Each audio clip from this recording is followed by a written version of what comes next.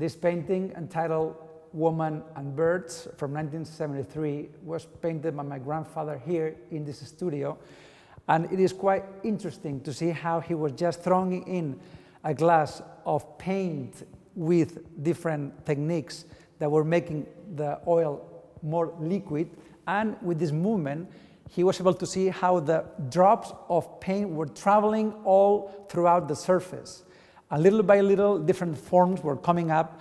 And at the end, when the whole thing dried out, with a big brush with black paint, he was able to draw the woman right in the center like a goddess, and all the birds flying away toward the sky. And with the tip of his forefinger, he was able to just dig in a little bit of red paint to put some red here, and then with the other finger, a little bit of green.